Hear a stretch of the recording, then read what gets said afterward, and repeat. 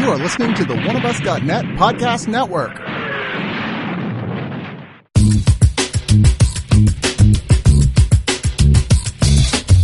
Oneofus.net has been your one-stop shop for all things geek for years. But there's a side to them many of you have never heard. The subscription side.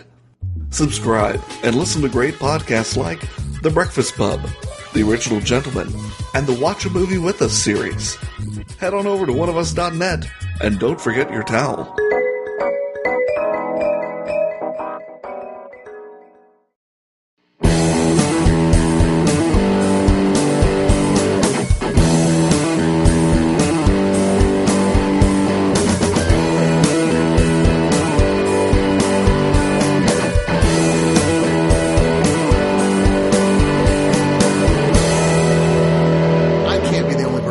This movie and like 45 minutes into it I go, are we ever going to see King Kong? What is the deal here? Yeah. Or at the very least someone's glass of water just starts shaking or something. Ironically, it looks just as beautiful as King Kong did color-wise. Well, you know, you throw a bunch of beautiful people in a jungle. You know, you got Robert Pattinson and Charlie Hunnam, throw them in a jungle. Yeah. It's real pretty. I mean, it's kind of missing Brie Larson, but you know. Yeah. I had the misfortune of not knowing very much about it going in. I hadn't seen any trailers, and 45 minutes in, I'm going, so what is this movie about? Yeah.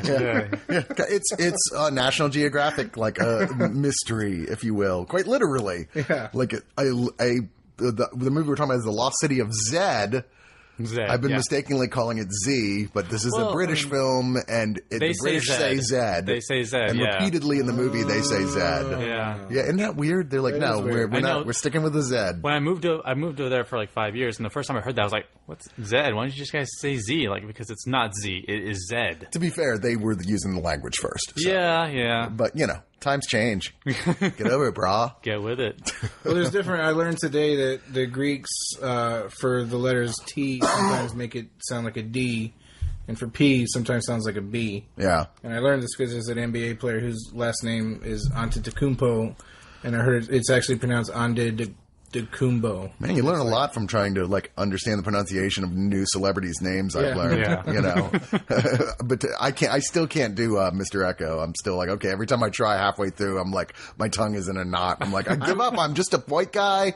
I'm happy I know Chiwetel Ejiofor. Yeah, I can do that. I can do that exactly. But it's just like once you know his name, especially, isn't it fun to say it? Chiwetel Ejiofor. Yeah. Because if you say it in front of somebody else, like, oh. Okay, that's how you say it. Okay, I'm gonna follow that guy. Well, The Lost City of Zed is directed by James Gray, based on a 2009 book of the same name by David Gran. It's based on a true story with Charlie Hunnam, you know, the lead guy from Sons of Anarchy, playing Colonel Percy Fawcett, real life guy. He was a military guy. He was looking to do more for his family, because even though he was a major, his father apparently was kind of a shitheel, and there was not a lot of... Back in those days, if your dad wasn't cool, then you weren't cool. Yeah. You have to do something pretty drastic to make up for it. So he gets offered by the Geographic Society, which ended up becoming the National Geographic Society, but not in this movie, a chance to go and explore the Amazon to try and find the base of the Amazon, where nobody had ever actually found it before. And part of the reasoning, you know, was economic shit, something about growing rubber, whatever. Yeah. It doesn't really have anything to do ultimately with the bigger plot of the movie. Because war was looming or something, or there's a profit to be had. Yeah, I mean, by the time he gets there, like that, they almost immediately drop that element as being important to the plot. Yeah. So it's like, all right, don't worry about it.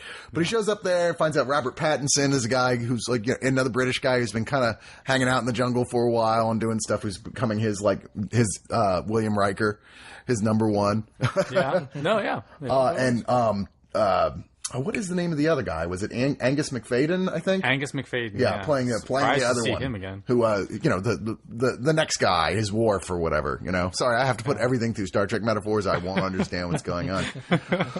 And together they explore and not only find where the Amazon starts, but find evidence of something all British people always thought at that point that was just a ridiculous myth that the conquistadors bought into when they went into South America, which was they found evidence of an ancient civilization there. And you think I'm spoiling the movie, but I'm not. We're not even like, that's just pretty much the first act of this film. It really is. It's a long movie. Yeah, it's 2 hours and 20 minutes as they go back to England and he's like, hooray, we found it. And people are like, I don't know, dude. And he's like, but we did. Here's some pottery. And they're like, still don't know, dude. It's one of the things, it's one of those things where movies where like years are signified by changing hairstyles and things like that. Yeah, and and thank God old age makeup that's gotten better over the years. Yeah. They don't do that weird thing now that looks like you've got some weird skin disease when you age. It actually looks real. Winona Ryder touches her hands, just saying. What now? Winona Ryder never touches her hands. This is like ultimately 3 trips to the Amazon, all equally dangerous and exciting, and then long stretches in between in England, not so much exciting or interesting. I mean, at least that's how I felt about it. British politics doesn't seem to be the most engaging. Like, they yell a lot more than, like, our U.S. Congress does in session, which is kind of cool, but, like, it's not that interesting. That hasn't changed at all, actually. Yeah. I mean, there's various controversies along the way every time he comes back. That some of them work themselves out eventually. Others are the impetus for the plot to continue the way it does. There's nothing really like, if you don't going into this not knowing anything about the story, there's nothing really surprising about it. I will say the British aspects of it are, even less surprising than. Well, part of the reason because it just makes the whole movie feel like so what's the expression? So British it shits the Queen. It's like and this is nothing against the British. It's just cliched British, especially Charlie Hunnam and the actress who plays his wife, Sienna Miller. It seems like anything they ever say is like really old British aphorisms and cliches, and they're just always giving a huge speech about something. And it all comes across as pretty corny. At the same time, though, I liked both their characters. I liked her character as well. I thought that she was, kind of well written. I think that's also because of Miller, because I don't like Sienna Miller as a rule. Usually. She's just one of those actresses like Jessica Biel. I don't realize it's even someone I should recognize. She just fades into something. But this time, I thought she's not nondescript. She wasn't this time. Okay. I thought she actually leapt out a little bit, especially toward the end. They wrote her character as being more impactful than like a lot of wife characters sometimes are written as like concerned wife on phone, or like in this case, since phones weren't invented, concerned wife writing a letter. Like she does telegraph. More, and she's she does more, and great and more impactful. Yeah, and they definitely try and show this character, Colonel Percy Fawcett, as somebody who was thinking ahead of his times in terms of class and how women should be treated and like how the natives should be treated, which is a big deal here. I mean, this movie definitely to some extent is, quote, woke. I question how accurate that actually is for this character. It feels so much like just more of a product over time, but maybe it's true. I don't honestly know. Regardless, the fact that all this apparently really happened the way they more or less how they said it did is in and of itself kind of fascinating. That there was this whole major adventure happening there. Like, I mean, this guy's the last Indiana Jones who was like going out and like, there was a point in this movie, did you not say to yourself, if only you spoke Ovidos, There's something about it that is very sort of, it just like sneaks up and it's captivating in a very deceptive way. Like it doesn't, you just find yourself being pulled in and I think it's mainly because it's his passion, really, and his belief. Yeah, and it is interesting in the sense of like it talks about a little bit in the title cards at the end where he was of the time right before I guess technology kind of advanced to where we were able to. I mean, by now if there were lost cities in the jungle, we'd have found them by now. I mean, they might still be maybe not under the sea though. They might still be super hidden, but I mean, like with today's technology, which is only about 75 years or so after all of this happened. We'd have found them by now. We just launched those mapping bombs and hope they don't piss off King Kong. Yeah. He was the last of this kind of era, and so that's a fascinating part of it. Yeah, and as well the fact that like for so long after the events of this film, his story went kind of thought of as like an amusing footnote in history, but one that never paid off until literally just recently within the last 20 years. Yeah. It was like, it looks like he might have actually been right. Like, what do you know? Jeez. Well, I mean, I think on the whole, there's strong performances through this. I mean, Pattinson is it's hard to tell what's going on behind that big bushy beard he's got going on there. That's true. But he's got to be going, dude, my movies I've been in totaled over $1 billion. Why am I following this TV guy?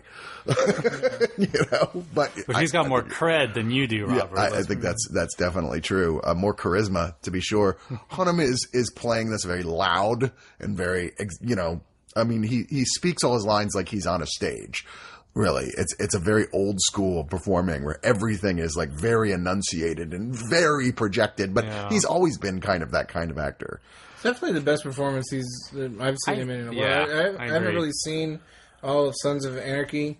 But, I mean, like, he's been very wooden in, like, every movie I've seen him in. I can't even remember the way he performed in Crimson Peak. And I love Crimson Peak, but I can't remember much of him in that movie. Not very good. I know it's a supporting role. I thought I burned every copy. I like Crimson Peak. Yeah, you're the guy. I'm the guy, yeah. Right. Actually, I know other people who love it, too, and soon they will pay the price. I didn't say that out loud, did I? Fuck. Anyway... Yeah, one thing I got to note as well, we haven't even talked about Tom Holland eventually, around the third act here, becomes his grown-up son. Tom Holland is playing Spider-Man, the new movie coming up, who looks weird with a mustache. He really does. And he's not in this enough for me to really have any strong feeling about how he is in it, one way or the other. No. But, for the notes, Tom Holland's in this. I hope that's not the way of aging him or something. Yeah, because his performance, it's nothing really his fault. It's just because... he's going to be in such a huge movie. Like, every time he tried to, like, lean into his father and, like he's going to whisper something, I always wanted to be like, I'm Spider-Man. Yeah, I'm about to be in a movie that's going to make more than everything you've ever done together combined. Yeah. A couple of movies. Jungle shit. Yeah, I don't know. I mean, like, I had Franco Nero, by the way. That's who that was in The Jungle, as the Baron early on, who they're trying to make a deal with. Franco Nero, the guy who the classic spaghetti Western actor who played Django. Yes. A legend. Man, I can't believe I didn't recommend. I know. I was like, he looks familiar. And I was like, I think that's Franco Nero. I'm never 100% sure because he's pretty old now. Yeah. I don't know. I mean, I guess I had fun with this, but man, 2 hours and 20 minutes. That's a hell of a fucking 150 minutes technically. That's a hell of a fucking slog for any movie, even one that features angry natives shooting like arrows and piranhas. Especially because like they're throwing them, really. Yeah, especially even as you were describing the script, you mentioned the whole reason they sent him out there. And then it's like, yeah, but that immediately ceases to be important. And it's like, that was 15 minutes you could have cut out of this movie easily. I did feel kind of like let's just say it was they were searching for the source of the Amazon instead of all that other reasoning, because at that point England really was all about like, that whole, why did you climb that mountain? Because it was there. I thought they were just trying to like shuffle him off to do just some like, oh, go do this busy work. Maybe to some degree, yeah. Like something that's really dangerous and nobody else really wants to do it because everybody keeps dying who tries. Well, but send that guy. Send that guy. He's expendable. Hey guys, what's going on? Hey, can I help? I want to help. We've all had that guy in our life. Yeah. We're like, oh, Jesus, go to the store and get us all some cigarettes. Okay, guys. Happy to help. All right, let's go to final thoughts. Frank, why don't you start us out here? Well, there is so much crammed in here, and I think I really wish this would have been done as like a documentary on the History Channel, or not documentary, like a 4-part miniseries, like Hatfield and McCoy's, or something in that vein, because because I think it would have worked in that avenue. I think it would, agreed, because it's so perfectly spaced out between all the different acts. Because also you didn't mention the war. He goes to war at one point. Yeah, there's World War I happens. Yeah. I was wondering as the movie was going on. Yeah, exactly, right. Yeah, I know that you're just like, okay, so you got one night for like the first voyage, one night for the second voyage, one night for the war, and then one night for the third voyage, and between however many weeks. I mean, I would honestly have just taken a text crawl. So here's all that shit that you missed. Yeah. It's like, it's not really pertinent to the stuff you're here to see, which is a bunch of natives and interesting. headhunters. From a screenwriting standpoint, it's like, he goes there 3 times. That's make it a 4-act movie. That's a challenge. Those are 3 of your 4 acts. Yeah. I mean, I admit I'm like, I've always been weird about James Gray. His movies always seem like they almost get there, but there's something like that's off, and you're like, this is almost a really good movie. I think the only reason this movie works on any level is because of James Gray, because it is James Gray. I think if anybody else had tried it, I'm sure some other people could have pulled it. Sure, there was an early version of the script with Matthew McConaughey that was exactly what we're talking about. Brad Pitt was originally going to be like Charlie Hunnam's role, actually. But, no, this is just the wrong medium for it. I think it would have been much more effective had it been, like, in an HBO, like, miniseries type thing. but it's compressed, it's jam-packed, it's saved by his performances, which, you know, is due to some good acting from, you know, all across the board, but also to James Gray, because he does love character. And I know the script, the dialogue in the script isn't the strongest, and this is script, you know, on that level, it is his weakest screenplay. But, you know, he does love character, and he does infuse his characters and the film with sort of like a grace and a dignity about it. And it does pull you in. It does captivate you. It's beautifully shot, as all his films are. It's not his strongest film, but he can operate on this grand sort of level and still retain what makes him a good filmmaker. So on that level, I'll probably give it about 7 out of 10 trips to the Amazon. Fair enough. JC?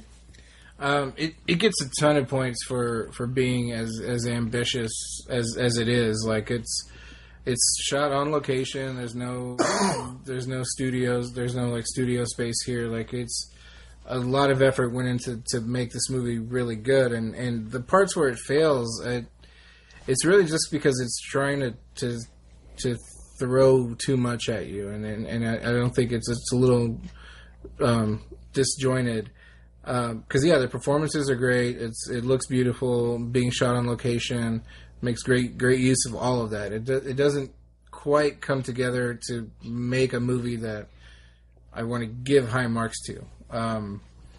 It's missing something. It's also kind of the wrong time of year for that. Like at this time of year, I'm sort of in the mind frame of like wanting to see movies that are a little more fun. The last movie I saw in the theater was Fate of the Furious, and then like to jump into this, it's like, with different It's like a fall movie, like an October sort of movie. Yeah, and I could also see where like, well, this wouldn't have really won any awards, so it's like that's kind of the point. It struggles to really find its audience. It struggles to tell its story concisely, and because of that, it doesn't really fit anywhere on the calendar. So yeah, there's a lot of good stuff here. It just doesn't quite come together as well as it should. I would give it 6 out of 10 slaps to Spider-Man's face. You know, you were saying this is not what you think one of his James Gray's strongest films. I have not seen The Yards or Two Lovers, but this is definitely the best of the ones I have seen. Like, I like this so much better than We Own the Night. You can now say you weren't that crazy about We Own the Night. Oh, I really didn't care for that much. It was like, there's so many good elements here that never fuse together at all. This film's at least really beautiful to watch during the jungle parts, which is the bulk of the film. You're on the edge of your seat, really. It's exciting watching it, you know. I mean, it's not Raiders of the Lost Ark exciting, but it's still really interesting. It's really involving, you know. Yeah, and especially knowing it's all really true. I mean, James Gray was in many ways biting off more than anyone could chew here in trying to kind of combine Lawrence of Arabia with Apocalypse Now. And he even said, he's like, he said it was David Lean with slightly more hallucinogenic feel because the protagonist went to the jungle and sort of went mad. I'm like, okay, so that's what you were trying to do. It's just no one should ever attempt that. That's the K-12, dude. You don't do that.